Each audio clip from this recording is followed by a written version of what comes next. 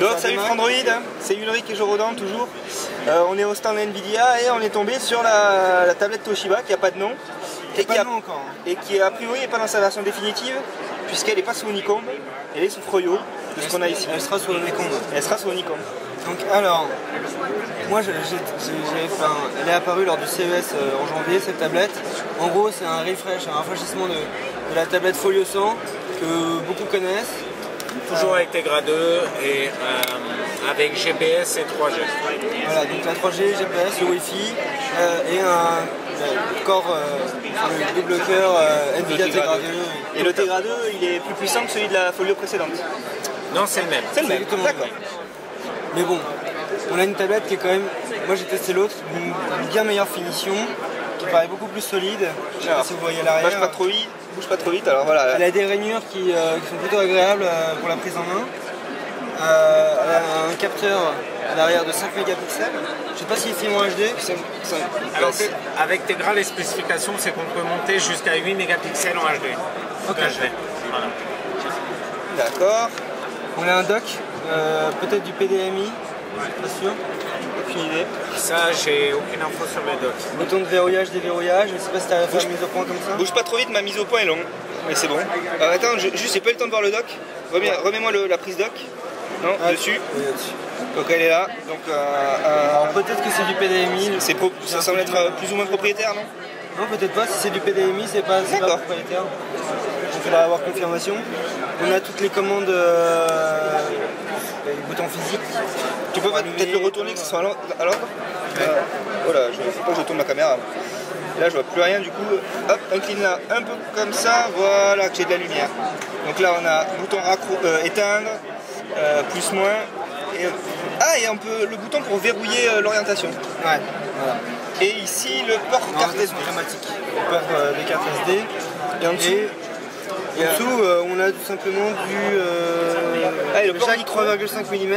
Et un port micro, non? Ouais, il y a une surprise comme sur la précédente version. J'allais le dire. C'est-à-dire qu'on ouvre le cache. On ouvre le cache avec un USB host 2.0, du HDMI mais là dans sa vraie version, c'est-à-dire pas mini HDMI. Voilà, tout à fait. Et mini USB. Un mini USB. Pas micro, c'est du mini. Le HDMI normal, ça change juste sur le câble, ça change rien sur les... Non, ça change rien. D'accord, c'est juste le câble qui est plus standard. Mais c'est vrai que sur une tablette 10 pouces, on peut se permettre de mettre du vrai HDMI. C'est plus facile pour trouver des câbles compatibles. Il suffit de débrancher le lecteur Blu-ray. À ce niveau-là, elle est vraiment similaire à la Folio 100, j'ai testé. Et en plus, on a la gestion du son 5.1. Donc on peut brancher par exemple, ça c'est grâce à Tegra encore une fois, hein. Le son 5.1, on peut brancher direct sur son ampli, son dock, pour avoir le son géré directement. La tablette, les processeurs Tegra, ils savent nativement décoder certains codecs ou pas? Encoder et décoder jusqu'en 1080p. Et sur quel type de codec Ça c'est des infos encore confidentielles, mais faut tester. A priori, les plus standards. H264, MPEG 2 HD. D'accord. Plus standard.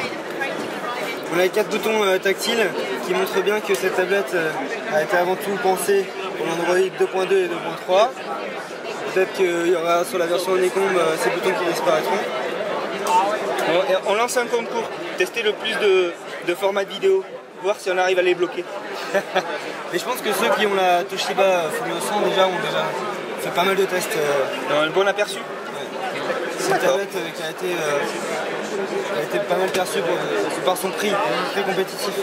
Et bon là, tout l'intérêt c'est de pouvoir tester des jeux. Alors lance un jeu, tiens. Qui tournent comme sur un Nikon, donc là, pas vraiment de différence. Hein. Samouraï Vengeance. On l'a vu plusieurs fois.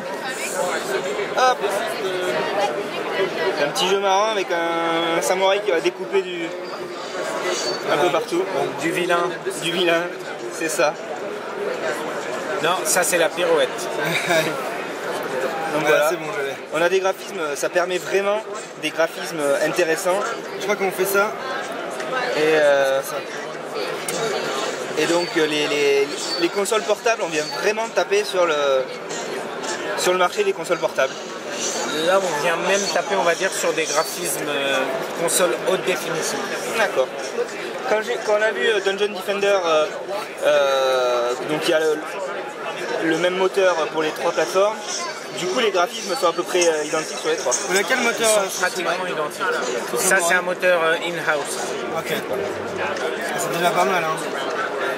Et pour les développeurs, parce qu'on a une grosse communauté de développeurs, il y a des outils accessibles assez facilement ou, Normalement, nous, on a ce qu'on appelle des ressources. D'accord. Ce qu'on appelle une ressource, c'est soit quelqu'un qui va se mettre directement en relation, soit des documentations techniques. Ça dépend vraiment de ce qu'on a disponible à un instant T.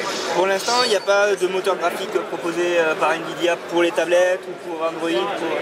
D'accord. Bon, mais voilà pour la tablette. Regarde. Ah, oh. Alors, si je peux me permettre, est-ce qu'on t'a déjà fait cette démo quand tu actives et désactives les options relatives à Tegra? Ah non. Donc je vais te montrer vite fait. Donc là, on les... Donc là, ben, allez, on va montrer les capacités réelles de Tegra. Donc tu vois, ça c'est ta version Tegra que tu auras chopé sur Tegra Zone. Il y a un bouton caché là. Voilà. Ça c'est ta version classique que tu chopes sur ton smartphone habituel. Ah ouais. Ah, il y a beaucoup moins de textures, il y a... Moins de texture, moins de Donc là, j'appuie là effet de lumière. Dommage que le petit logo disparaisse pas en bas. C'est vrai. Je te dis, il est caché, alors on va y arriver. Oh, le petit easter egg. Voilà. Ah ouais, on voit sacrément la différence. Il n'y a pas photo. Hein. Tous les détails. En fait, la modélisation de l'objet en lui-même est la même au niveau polygonal. Et même au niveau des ombres, etc. Mais par contre, ça accroche vraiment au niveau du détail une fois qu'on... Et c'est fluide hein, quand tu tournes autour. Il faudra voir dès qu'on va mettre plein de bonhommes. Il y a un jeu comme ça qui est sorti avec plein de bonhommes à l'écran, je sais plus lequel c'est. Waouh. Et je sais que ça montait à une centaine de bonhommes sur l'écran, gérés en parallèle grâce à Tegra 2. Sans problème. Sans problème. Là, on a en fait la démo de Project Kal-El. Donc c'est le quad-cœur qu'on a annoncé dans la nuit avec 12 cœurs GPU. 12 cœurs GPU. Et là, on a effectivement les 650 bonhommes qui sont montrés sur la démo. On va vous faire ça dans une deuxième vidéo. Ça paraît intéressant. Bonne transition. Bonne transition. Donc ça, c'était la Toshiba et avec les petits extraits de... Il n'a pas de nom. Voilà, il n'a pas de nom. Le successeur de la Polonaise. Alors en fait, si tu veux, nous, comment on agit, c'est toujours... Nous, c'est la techno avant tout. Ouais. Si tu as besoin d'une spec que nous, on n'a pas, tu vas voir le fabricant. Par exemple, là, le nom, si tu arrives à leur faire boire un coup ou deux, tu l'auras, mais nous, on l'a pas. Ouais. Très bien. Bon, ben, ça, c'était pour la petite Toshiba, et donc avec la cerise sur le gâteau, le petit bouton caché pour voir les différences. Merci.